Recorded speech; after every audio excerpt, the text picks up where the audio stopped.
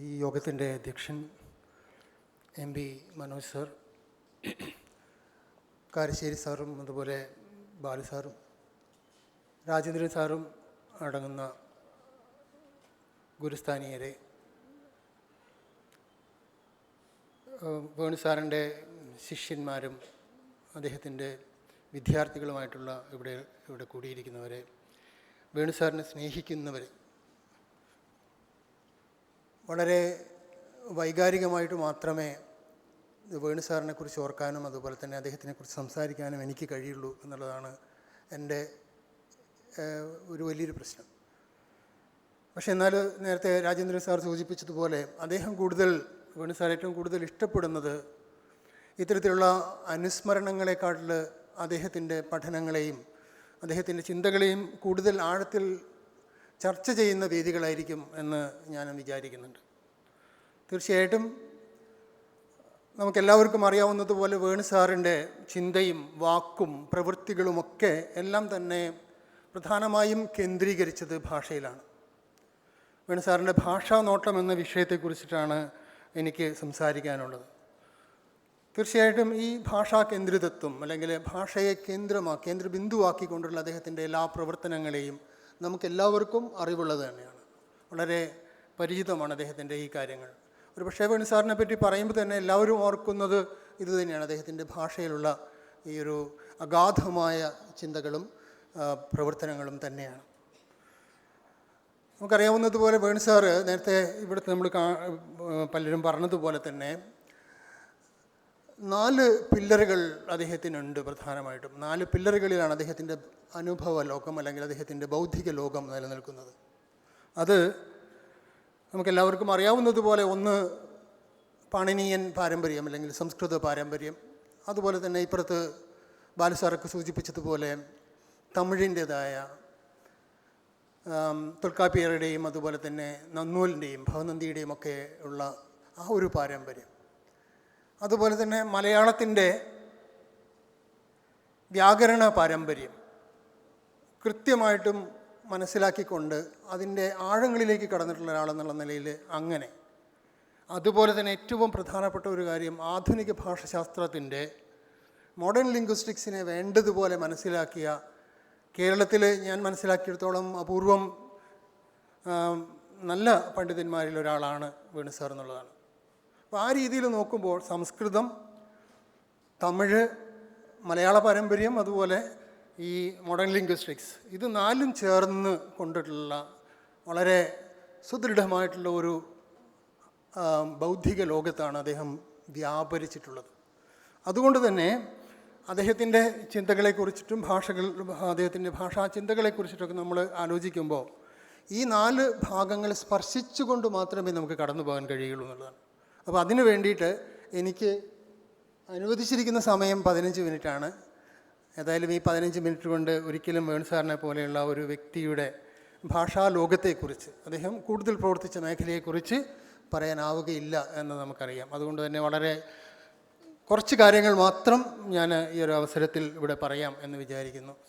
നീണ്ട ഒരു പേപ്പർ തന്നെയാണ്, പക്ഷേ അതിൻ്റെ ഒരു ചെറിയ ഭാഗം മാത്രം ഇവിടെ ഞാൻ അവതരിപ്പിക്കുകയാണ്.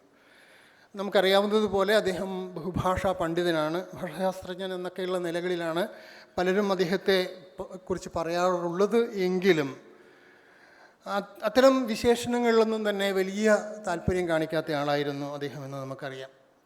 ഈ ഭാഷാശാസ്ത്രം എന്ന് പറയുന്ന അല്ലെങ്കിൽ ഭാഷ എന്ന് പറയുന്ന ഈ ലോകത്തിൻ്റെ അതിൻ്റെ ഈ ഒരു വൈജ്ഞാനിക മേഖലയെക്കുറിച്ച് ആഴത്തിൽ പഠിക്കാനും ചിന്തിക്കാനും ഒക്കെ ശ്രമിച്ചിട്ടുള്ള ഒരു എളിയ പണ്ഡിതൻ എന്നുള്ള നിലയിലാണ് അദ്ദേഹം സ്വയം പറയാറുള്ളത്. അദ്ദേഹത്തിൻ്റെ ഒരു വിനയത്തിൻ്റെ ഭാഷയിൽ അദ്ദേഹം പറയുന്നതാണെന്ന് നമുക്കറിയാം.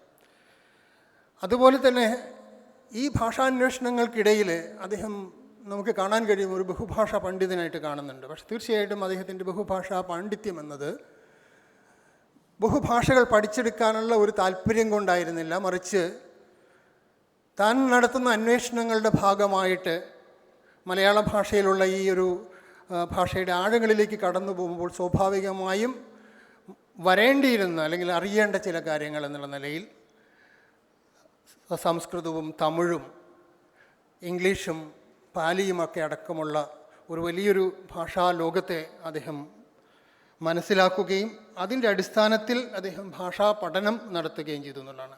വ്യാകരണ പഠനമാണെങ്കിലും മലയാള ഭാഷാ പഠനമായാലും ദ്രാവിഡ ഭാഷാ പഠനമാണെങ്കിലും അല്ലെങ്കിൽ ഭാഷാശാസ്ത്ര പഠനമാണെങ്കിലും ഒക്കെ തന്നെ അദ്ദേഹം നിലനിർത്തിയത് ഇത്തരത്തിൽ വിവിധ ഭാഷകളിലുള്ള കാര്യങ്ങൾ മനസ്സിലാക്കിക്കൊണ്ടാണ് എന്ന് നമുക്ക് അറിയാവുന്നതാണ്.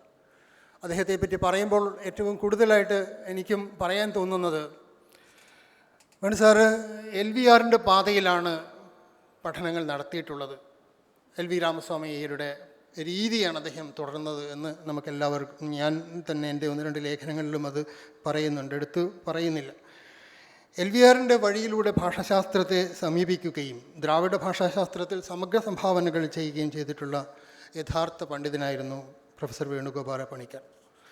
അദ്ദേഹത്തെ പറ്റി പറയുമ്പോൾ അദ്ദേഹം വലിയ ഒച്ചപ്പാടും ബഹളമൊന്നുമില്ലാതെ സ്വകീയമായ വഴികളിലൂടെ ഭാഷാ ഗവേഷണം നിർവഹിക്കുകയും പൊടിപ്പും തൊങ്ങലുമൊന്നുമില്ലാതെ പഠനലേഖനങ്ങൾ എഴുതുകയും അത്രയൊന്നും പ്രശസ്തമല്ലാത്ത ജേണലുകളിൽ പോലും, വളരെ പ്രസിദ്ധമായ ജേണലുകളിലൊക്കെ എഴുതാമായിരുന്നിട്ട് പോലും അതിനേക്കാട്ടിലും കൂടുതൽ അദ്ദേഹം താല്പര്യം കാണിച്ചത് കൂടുതൽ ആഴത്തിൽ ആൾക്കാർ വായിക്കുന്ന ജേണലുകളിലും മാസികകളിലും എഴുതുന്നതിന് തന്നെയായിരുന്നു എന്നുള്ളത്.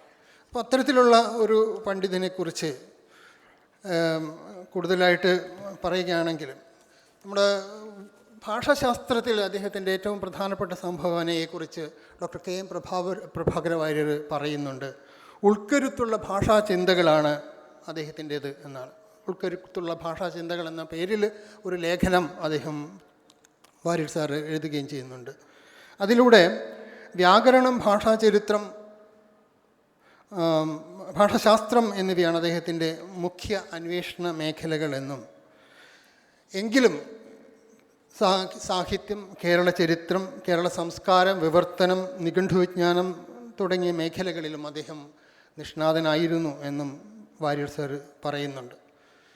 പാരമ്പര്യത്തിൽ നിന്ന് വിട്ടകന്ന് നിൽക്കാതെയും നവീന ഭാഷാശാസ്ത്ര വീക്ഷണങ്ങളെ അവഗണിക്കാതെയും തനതായ കാഴ്ചപ്പാടിലൂടെ, അതാണ് അദ്ദേഹത്തിൻ്റെ ഒരു പ്രത്യേകതയായിട്ട് എടുത്തു പറയാവുന്ന ഒരു കാര്യം അത് തന്നെയാണ്. പാരമ്പര്യ വ്യാകരണ രീതികളെ മനസ്സിലാക്കുന്നുണ്ട്, അതിനെ നവീന ഭാഷാശാസ്ത്രത്തിൻ്റെ അടിസ്ഥാനത്തിൽ ചേർത്ത് വെക്കാൻ കഴിയുന്നുണ്ട്. അതൊക്കെ ചെയ്യുമ്പോഴും അദ്ദേഹം തൻ്റേതായ വഴി അതിൽ കണ്ടെത്തി എന്നുള്ളതാണ് എടുത്തു പറയേണ്ട ഒരു കാര്യം എന്നുള്ളതാണ്. ഇന്ത്യൻ പാരമ്പര്യ വ്യാകരണത്തിൻ്റെ മഹത്വവും മൂല്യവും തിരിച്ചറിയുകയും ആധുനിക ഭാഷാശാസ്ത്ര വീക്ഷണം ഉൾക്കൊള്ളുകയും ചെയ്യുന്ന ഭാഷാശാസ്ത്രജ്ഞൻ എന്നതാണ് മറ്റ് പണ്ഡിതന്മാരിൽ നിന്ന് അദ്ദേഹത്തെ വ്യത്യസ്തനാക്കുന്നത് എന്നുള്ളതാണ്. നേരത്തെ പറഞ്ഞതുപോലെ പ്രാതിശാക്യങ്ങളും തൊൽക്കാപ്യവും നന്നൂലും ഒക്കെ തന്നെ സൂക്ഷ്മ പാരായണത്തിന് വിധേയമാക്കുമ്പോൾ തന്നെ ചോംസ്കിയുടെയും ജെഫ്രി ലീച്ചിൻ്റെയും അതുപോലെയുള്ള മറ്റ് ഭാഷാശാസ്ത്ര പണ്ഡിതന്മാരുടെയൊക്കെ തന്നെ കാഴ്ചപ്പാടുകളെ അന്വേഷിച്ചിറങ്ങുന്നത് നമുക്ക് കാണാൻ കഴിയും. പാരമ്പര്യത്തെയും നവീനതയും ഇരു കൈകളിൽ ചേർത്ത് പിടിച്ചുകൊണ്ടാണ് അദ്ദേഹം എന്നും തൻ്റെ പഠനങ്ങൾ നടത്തിയിട്ടുള്ളത്.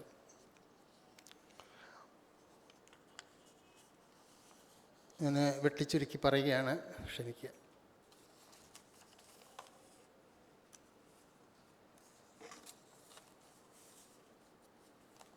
അദ്ദേഹം ഭാഷയുമായി ബന്ധപ്പെട്ട സമസ്ത മേഖലകളിലും കൈവച്ചിട്ടുണ്ട് എന്ന് തന്നെ പറയാൻ പറ്റും. അതിപ്പോൾ നേരത്തെ പറഞ്ഞ പ്രാതിശാഖ്യങ്ങളായാലും തൊൽക്കാപ്യം പോലെയുള്ള തമിഴ് വ്യാകരണങ്ങളായാലും ഒക്കെ തന്നെ. നമ്മളെപ്പോലെയൊക്കെയുള്ള ആൾക്കാർ, ഞങ്ങൾ വിദ്യാർത്ഥികളും അതുപോലെ മറ്റു സുഹൃത്തുക്കളുമൊക്കെ ഒരുപക്ഷെ മനസ്സിലാക്കുന്ന ഒരു കാര്യം എന്ന് വെച്ച് കഴിഞ്ഞാൽ, നമുക്കറിയാം മലയാളത്തിൻ്റെ വ്യാകരണത്തെക്കുറിച്ചോ അല്ലെങ്കിൽ മലയാള ഭാഷയെക്കുറിച്ചിട്ടൊക്കെ പഠിക്കുന്ന സമയത്ത് തീർച്ചയായിട്ടും സംസ്കൃതവും തമിഴുമൊക്കെ അറിയണം. പക്ഷേ എന്നാൽ നമ്മളൊക്കെ പലരും ചെയ്യാറുള്ളത് ഒന്ന് അവിടെ പോവുകയും ഒന്ന് സംസ്കൃതത്തിൽ എന്തെങ്കിലും ഒരു ആവശ്യം ഉണ്ടാകുമ്പോൾ സംസ്കൃതത്തിലേക്ക് പോവുകയും അവിടെ ചെന്ന് അവിടെ നിന്ന് തോണ്ടി നോക്കുകയും ചെയ്യുക എന്നുള്ളതാണ്. അല്ലെങ്കിൽ തമിഴിലേക്കാണെങ്കിലും അങ്ങനെയൊക്കെ മാത്രമേ നമ്മൾ ചെയ്യുകയുള്ളൂ. പക്ഷെ അതിൽ നിന്ന് വ്യത്യസ്തമായിട്ട് ഈ സംസ്കൃതത്തിലും തമിഴിലും ഒക്കെ ആണ്ടിറങ്ങിയ അന്വേഷണങ്ങളാണ് വേണു സാറ് ചെയ്തിട്ടുള്ളത് എന്നുള്ളതാണ്. അതാണ് അദ്ദേഹത്തിൻ്റെ ഒരു വ്യത്യസ്തതയായിട്ട് ഞാൻ മനസ്സിലാക്കുന്നത്. അതുകൊണ്ട് തന്നെ അദ്ദേഹത്തോട് എന്തെങ്കിലും ഒരു കാര്യം സംസാരിക്കാൻ വേണ്ടിയിട്ട് പോവുകയാണെങ്കിൽ, ഇപ്പം നമ്മളിപ്പോൾ ഒരു ചെറിയൊരു കാര്യത്തിന് വേണ്ടിയിട്ട് ഇപ്പം മലയാളത്തിലെ വിനയച്ചത്തെക്കുറിച്ച് പറയുകയാണെങ്കിൽ, അപ്പോൾ ഉടനെ തന്നെ അദ്ദേഹം വിനയച്ചത്തിൻ്റെ ആ ഒരു നമുക്കറിയാവുന്നതുപോലെ വ്യാകരണ രീതിയിലൊക്കെ കാര്യങ്ങളൊക്കെ പറയും. പക്ഷെ അതിനോടൊപ്പം തന്നെ ഇൻഫിനിറ്റീവ് പാർട്ടിസിപ്പിൾസ് എന്ന എവല്യൂഷൻ ഓഫ് മലയാളം മോർഫോളജിയിൽ LVR എഴുതുന്ന ലേഖനത്തിനെ പറ്റി പറയും.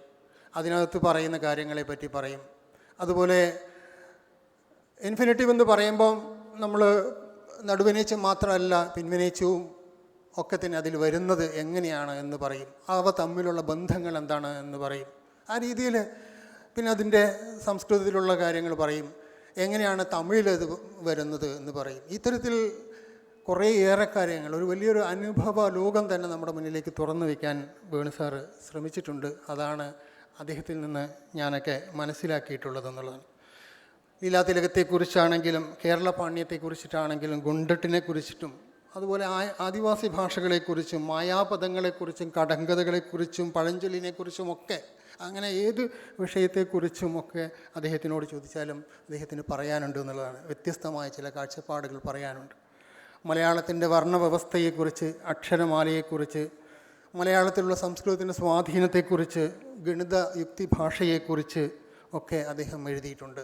സൊസൂർ, ചോംസ്കി, അതുപോലെ തന്നെ മലയാളത്തിൽ നിന്ന് ജോർജ് മാത്തൻ, കേരള പാണിനി, നമ്മുടെ മിഷണറി പാരമ്പര്യത്തിൽപ്പെട്ട Gundert, Bailey, LV Ramaswamiyar, CL Antony, SV Shanmugham, ഇങ്ങനെ തുടങ്ങിയ ഒട്ടേറെ ഭാഷാ ചിന്തകരോട് യോജിച്ചും വിയോജിച്ചും തന്നെയാണ് അദ്ദേഹം എഴുതിയിട്ടുള്ളത്. നമ്മൾക്ക് അറിയാവുന്നതുപോലെ വ്യാകരണകാരന്മാരെ പറ്റി പറയുമ്പോൾ ഒട്ടേറെ കടുംപിടുത്തങ്ങളുള്ള വളരെ കർക്കശക്കാരായ ആൾക്കാരാണ് പൊതുവെ വ്യാകരണകാരന്മാരെന്നാണ് വെയ്പ്പ്.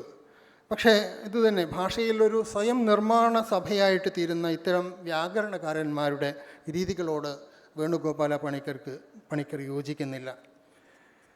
ഭാഷയ്ക്ക് നിരക്കാത്ത രീതിയിൽ സംസ്കൃത വ്യാകരണങ്ങൾ മലയാളത്തിൻ്റെ ഭാഷാഘടനയിൽ അടിച്ചേൽപ്പിക്കുന്നതിനെതിരെ അദ്ദേഹം എന്നും എതിർത്ത് പോന്നിട്ടേയുള്ളൂ. മലയാളത്തിന് തനതായ ഒരു വ്യാകരണം എന്ന് അദ്ദേഹം മനസ്സിലാക്കിയിട്ടുണ്ട്. ഇതാണ് മലയാളത്തിൻ്റെ രീതി എന്ന് അദ്ദേഹം പറയുകയും മനസ്സിലാക്കുകയും ചെയ്യുന്നുണ്ട്. ഇവിടെ ഗ്രമാറ്റിക്കാലിറ്റിയെ പോലെ തന്നെ ആക്സെപ്റ്റബിലിറ്റിയെയും അദ്ദേഹം അംഗീകരിക്കുന്നുണ്ട്. ഇത് പലപ്പോഴും മറ്റു പല വ്യാകരണകാരന്മാരിൽ നിന്നും അദ്ദേഹത്തെ വ്യത്യസ്തനാക്കുകയും ചെയ്യുന്നുണ്ട്. ഭാഷാ പരിഷ്കരണത്തിലുള്ള പലതരം വിവരക്കേടുകളെ അദ്ദേഹം പലമട്ടിൽ എതിർക്കുകയും തുറന്നു കാട്ടുകയും ചെയ്യുന്നുണ്ട്.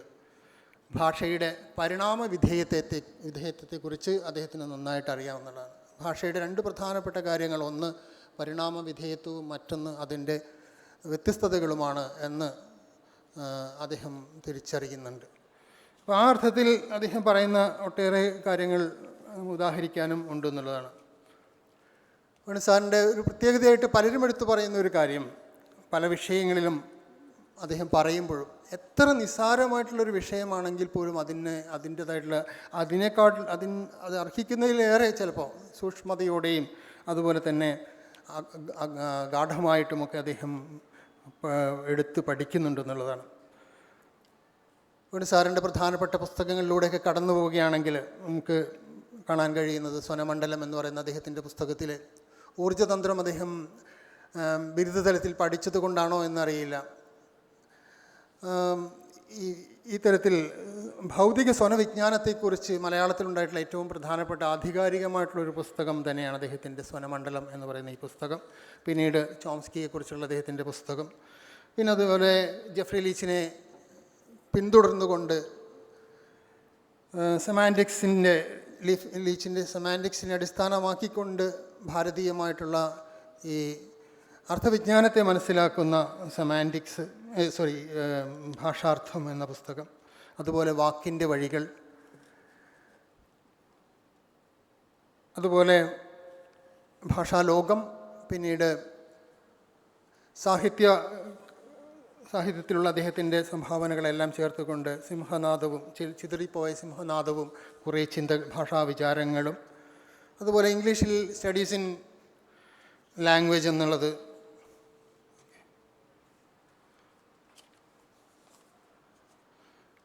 സ്റ്റഡീസ് ഇൻ മലയാളം ലാംഗ്വേജ് എന്ന പുസ്തകം, ഇത്തരത്തിലുള്ള ഒട്ടേറെ പുസ്തകങ്ങൾ.